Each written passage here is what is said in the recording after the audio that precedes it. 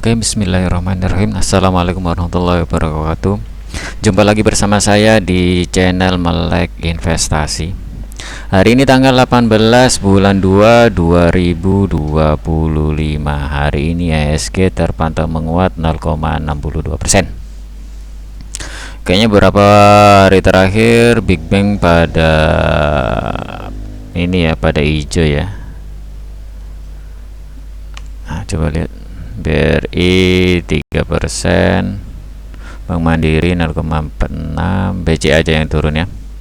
BNI yang naik tinggi hari ini 4%. Ya, saya kasih tahu aja, kita sebagai dividen investor tetap santai aja. Mau market lagi turun atau naik, kita pun tetap dapat cuan dari dividen tersebut gitu. Oke, hari ini saya mau bahas masalah laporan keuangannya Demas yang 2024 udah keluar, dan hasilnya cukup memuaskan gitu ya. Demas ini hasilnya memuaskan gitu ya. Ini pendapatannya naik dari 1,9 ke 2 kan, ke 2 triliun gitu. Cuman yang saya perhatikan Demas nih agak sedikit mengganjal gitu ya, tentang dividen untuk tahun 2024 gitu kan. Memang kalau secara tahun 2024 itu nggak bagi dia ya kan. Gini, kalau kita lihat dari dividen historinya, kemarin kan bagi untuk interim aja ke tahun tutup buku tahun 2023 ya. Interim tahun 2023 bulan 12 gitu kan. Jadi tahun 2024 dia nggak bagi finalnya, tutup buku untuk tahun buku 2023 gitu. Nggak bagi, dia cuman bagi interim aja gitu, tapi hasilnya lumayan gitu. Masih dividennya itu masih gede gitu. Cuman yang tahun 2024 nih ditunggu-tunggu, nggak ada juga interim gitu kan. Sudahlah, nggak ada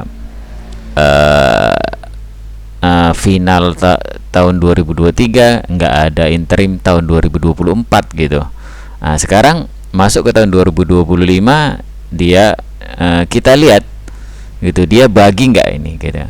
Soalnya kalau misalnya kita lihat dari historinya gitu ya, kalau lihat dari historinya, dia nggak pernah bolong bagi dividen gitu semenjak IPO gitu kan. 2015, 16, 17, 18, 19, 20, 21, 22, 23 gitu kan. 24 kalau untuk tahunnya memang bolong, tapi kalau untuk secara kinerjanya per 2024-nya dia belum ngasih dividen sama sekali dia gitu. Ini gitu untuk 2024-nya gitu, dia nggak ada dividen sama sekali gitu. Di IPS-nya itu kan dia totalnya sekarang kan 27 IPS kan, dia belum dibagi sama sekali ini gitu. Jadi kita lihat aja nanti sekitar bulan-bulan berapa ya dia bagi ini, bulan 7 lah, bulan 6, bulan 7 itu. Kita lihat aja nanti bulan 6, bulan 7 itu dia enggak dia bagi nggak gitu. Tapi feeling saya sih bagi, soalnya memang dari historinya dia bagi terus gitu. Cuman saya mau mengingatkan gitu, inilah video, kenapa saya buat video ini, kenapa resiko dalam berinvestasi itu gitu kan. Resiko dalam berinvestasi itu semuanya, semua bisnis itu ada risikonya gitu. Jadi termasuk salah satu ini gitu, salah satu Demas ini gitu. Biasanya dia bagi dividen, kok sekarang kok hampir nggak pernah gitu kan, tahun 2024 gitu kan, hampir nggak pernah. Kita lihat aja nanti gitu. Terus kita lihat apakah dia mampu gitu bagi gitu kan. Soalnya kan Demas ini kan pendapatannya aja 2 triliun gitu kan. Oke, ke laporan keuangannya ya. Nah, kalian ambil aja di Stockbit ya, biar nggak ribet gitu ya. Untuk pemula bagus dia. Untuk revenue-nya naik dia dari 1,9 ke 2 triliun gitu. Dan untuk net income-nya dari 1,2 ke 1,3 gitu. Sebenarnya naik gitu, makin naik gitu. Tapi entah kenapa kok nggak bagiin final di 2023 dan interim di tahun 2024. Memang land banknya itu agak mulai berkurang gitu kan. Mungkin dia nggak ngasih dividen untuk menambah land banknya gitu kan, masuk akal juga gitu. Cuman saya mau menggarisbawahi, cuman inilah salah satu bentuk resiko yang harus kita hadapi dalam berinvestasi gitu. Jadi kalian tuh jangan selalu mikir untung aja gitu, profit gitu. Nggak kayak gitu. Semua bisnis, semua investasi, semua itu ada resikonya gitu. Dan kalian pun mau nggak mau harus siap menghadapi gitu. Dan untuk IPS tahun ini 27 ya, 27,6 gitu. Jadi BV-nya di harga sekarang, harganya berapa sih sekarang nih? Demas nih.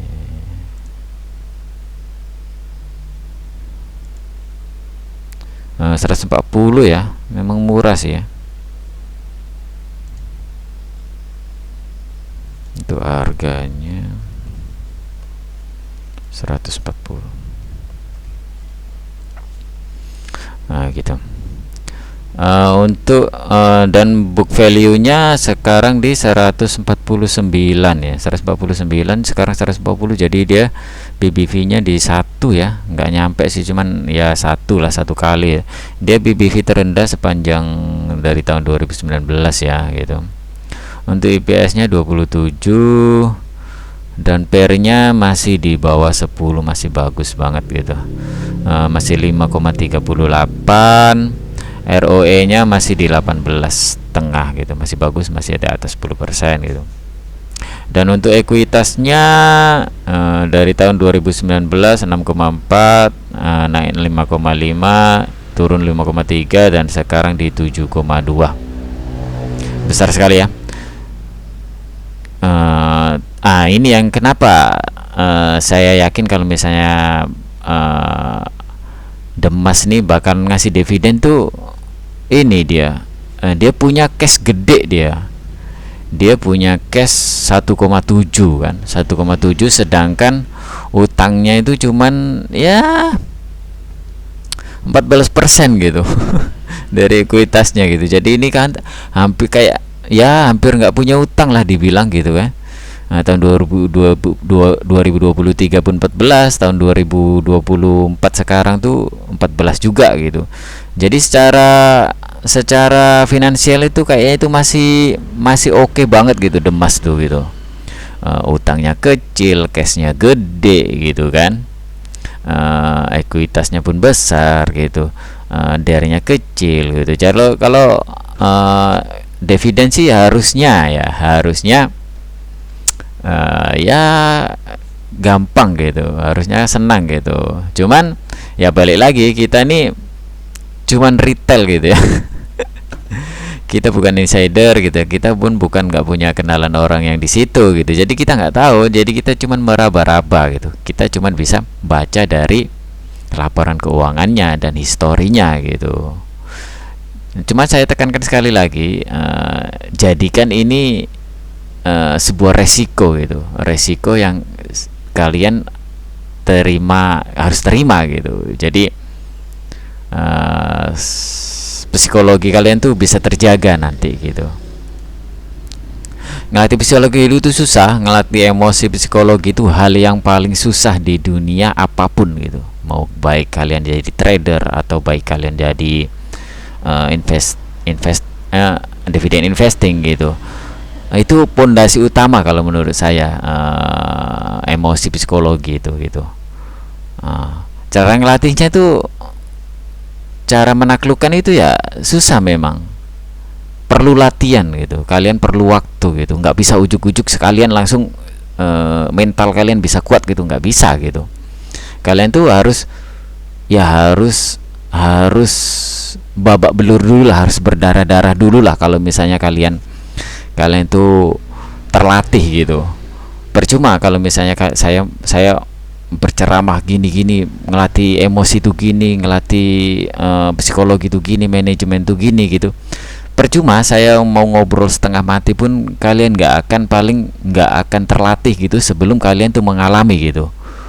Nah itu nggak bisa ditransfer langsung dari psikologi saya langsung ke kalian gitu, nggak bisa gitu. Kalau ilmu memang bisa gitu, technical analisa itu kayak gini loh gitu, metodenya tuh supply and demand tuh kayak gini gitu, uh, dividen investor tuh kayak gini gitu. Kalian gulung-gulung gitu memang senang, itu gampang gitu kalian mentransfer ilmu kayak gitu gitu. Tapi mentransfer psikologi emosi itu nggak bisa gitu. Itu kalian harus belajar sendiri gitu, latihan gitu. Oke lah ya kalau misalnya nggak dengan uang yang banyak gitu, atau nggak langsung uang banyak gitu, nggak usah gitu. Kalian itu investasi itu dengan uang yang sekiranya kalian itu menurut kalian agak banyak menurut kalian gitu. Banyak itu dalam artian setiap level orang masing-masing ya. Banyak banyak uang tuh berapa itu setiap orang masing-masing gitu.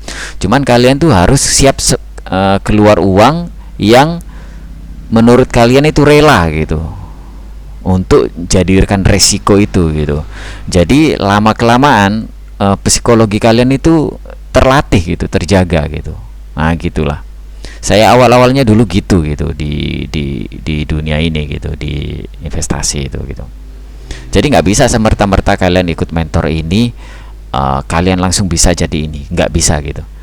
Tetap meskipun mentor kalian sama, si A sama si B mentor kalian sama, pegang emiten yang sama, saya jamin nanti endingnya bakalan berbeda. Karena apa? Faktor yang penentu utama itu apa? Psikologi, money management, emosi. Itulah. Pokoknya satu itu kalian bisa pegang, mungkin kalian bakalan berhasil di dunia investasi itu. Oke, itu aja sedikit ceramah tentang ini. Seperti video yang saya sebelum-sebelumnya di channel ini, mungkin kalian akan lebih banyak mendapatkan edukasi tentang psikologi, money management dan emosi gitu ya. Soalnya kalau technical analisa, technical fundamental, semua para YouTuber pun banyak yang bagus-bagus di luar sana gitu. Dan untuk apa tadi ya? Dividen ya, kita udah bahas semua ini ya. Untuk dividen gitu ya. Gini ya, satu lagi sebelum kita ke situ ya, satu lagi saya tetapkan ya, saya tekankan ya. Kalian tuh harus selalu siap yang namanya yang nomor utama, nomor satu, jangan nomor dua dulu ya. Nomor satu yang paling penting itu resiko. Baru nomor dua profit. Ini yang harus kalian tekankan gitu, harus kalian jaga gitu. Bukan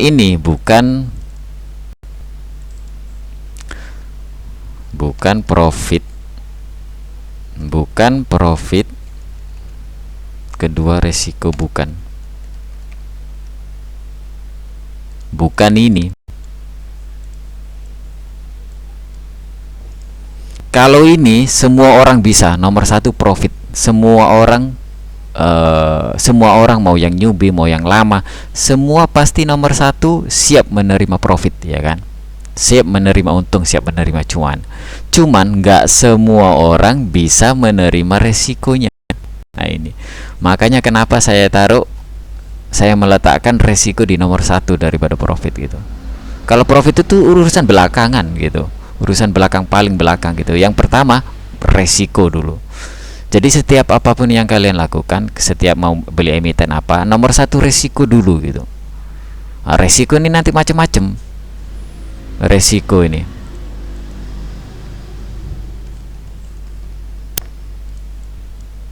nanti kalian bisa bagi berapa persen, entah berapa persen gitu ya, berapa persen dari ekuitas kalian gitu kan, berapa persen dari misalnya nih Demas nih kan, misalnya Demas kalian beli di sini gitu ya, kalian beli di sini, saya average saya kok tinggi juga kok, average saya di daerah sini gitu, di daerah 160-an gitu.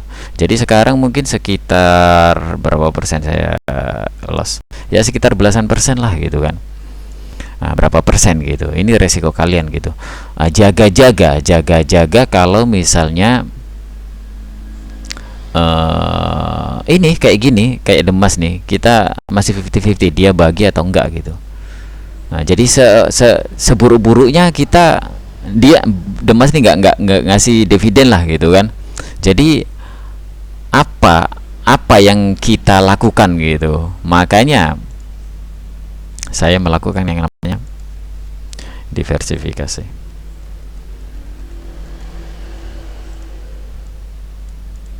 Saya melakukan yang namanya diversifikasi gitu. Jadi Demas nih, saya ada posisi di Demas ini, saya hold sampai sekarang gitu kan. Soalnya kita kan belum tahu dia bagi dividen atau enggak gitu. Saya tunggu aja nanti beberapa tahun ke depan gitu kan. Toh banyak juga emiten yang nggak bagi dividen kan. Kalau nengok sejarahnya, secara finansial, secara sejarah harusnya bagi dia gitu. Sedangkan dia ada dari Jepang, si Soljit itu kan pemegang sahamnya yang lumayan banyak juga gitu kan. Jadi secara dividen harusnya dia harusnya minta dong gitu kan. Secara dia investor kok gitu kan, sama kayak kita gitu. Jadi kalau menurut saya berapa persen kalau misalnya all in itu kalian masuk di sini gitu, turun berapa persen ini udah, terus sekalian nggak dapat dividen gitu kan, dari 15%, apa yang harus kalian lakukan gitu kan. Kalau all in berarti oke lah, cut loss aja lah gitu kan, jual aja gitu, ya udah kalian rugi 14% dari ekuitas kalian gitu, dari seluruh all in kalian gitu. Itu bagian dari resiko ini gitu. Kalau saya diversifikasi gitu, diversifikasi ini nggak sampai 10% Demas, saya masuk Demas gitu. Jadi seolah-olah, jadi kalau misalnya Demas nih rungkat gitu, ya udah saya nggak lebih dari 10% dari ekuitas saya gitu. Nah itu toh masih saya bisa jual kok, dari 10% rugi, dari 10% ekuitas saya jual, saya rugi belasan persen dari ekuitas si Demas ini gitu. Jadi masih berapa persen aja gitu saya rungkat, saya hilang gitu kan. Nah itu bagian dari resiko saya, dan saya sesuai dengan profil resiko saya gitu. Saya tahu di profil resiko saya gitu kan. Nah itulah yang kenapa video ini dibuat gitu. Jadi untuk menenangkan psikologi kalian gitu. Nah, jadi semua orang bisa menerima profit, tapi nggak semua orang bisa menerima resiko gitu. Jadi inilah kenapa betapa pentingnya money management psikologi gitu, resiko ini gitu ya. Urusan profit urusan belakangan gitu kan. Nah itulah mana tadi oke, dan untuk dividennya, kalau misalnya dia bagi ini ya, untuk IPS nya berapa dia, IPS di 27,6, 27,67 IPS nih.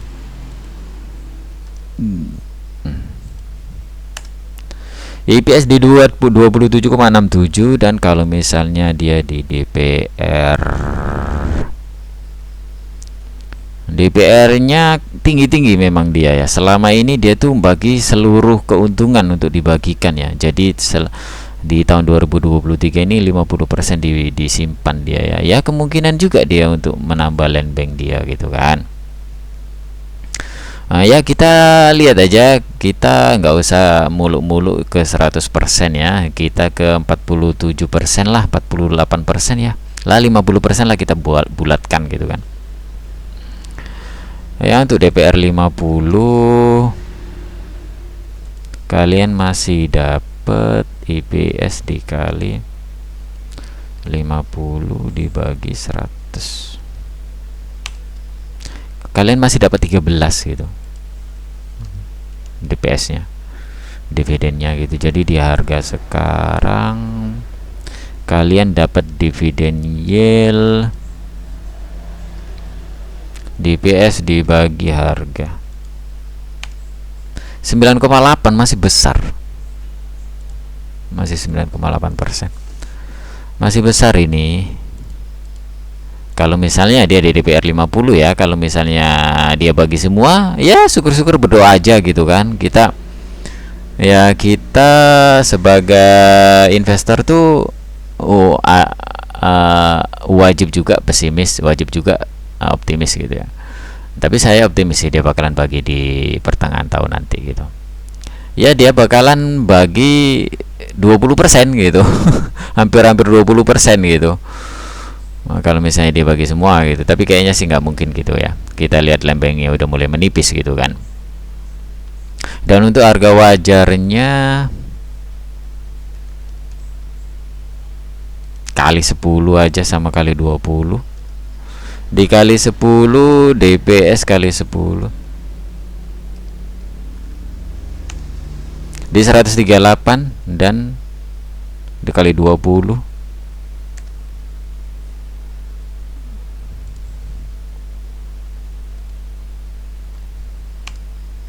dan di sini harganya ini masih di harganya sih ya, di 140, masih di harga bawahnya memang 140, dan 276 masih jauh banget itu harganya gitu.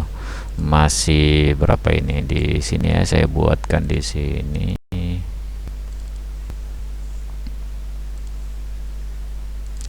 di 276 sama 138. Ya di sinilah harganya, masih di harganya banget gitu, masih di harganya ini, di range ini gitu.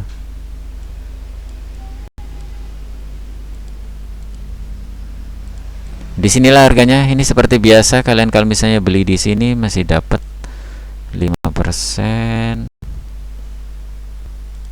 Dan kalau di sini beli, karena sekarang beli kasih kalian dapat 10%. Ini dengan catatan kalau misalnya dia bagi DPR-nya cuman 50 ya. Kalau misalnya dia bagi semua bakalan tinggi lagi. Kalian di sini dapat 20%, kalian di sini masih dapat di sini nih. Di ujung sini nih tahun 2020 kalian masih dapat 10% gitu. Jadi itu aja ya untuk video kali ini.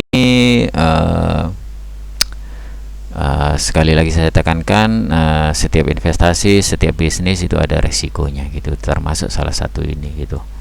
Jadi kalian tuh harus dengan data ini kalian tuh harus siap mengcover gitu, harus siap menghadapi gitu dengan profil resiko kalian tuh yang harus kalian ketahui gitu. Kalian nih siap kehilangan berapa gitu. Jadi untuk resikonya dulu baru profitnya gitu. Ya ini pun lagi masih, kalau menurut teknikal sih udah harga bawahnya sih, ini harusnya sih naik gitu ya dengan kinerja kayak gitu. Meskipun dia nggak bagi dividen, harusnya kita tetap optimis aja sih. Soalnya kinerjanya makin bagus gitu kan. Apalagi ditambah dengan dividen nanti. Ya kita doain aja. Kita bukan insider ya, jadi kita nggak tahu di dalam tuh kayak mana dia bagi dividen atau enggak gitu kan. Kita nggak tahu, kita cuman menerka-nerka aja gitu. Tapi saya optimis dia bakalan bagi sih. Oke, untuk itu aja untuk video kali ini. Semoga ini bermanfaat dan semoga ini menambah pengetahuan dalam dunia investasi kalian. Semoga psikologi kalian bisa terjaga, emosi kalian bisa terjaga gitu. Jadi kalian bisa sukses di dunia investasi ini gitu. Oke, saya akhiri. Assalamualaikum warahmatullahi wabarakatuh.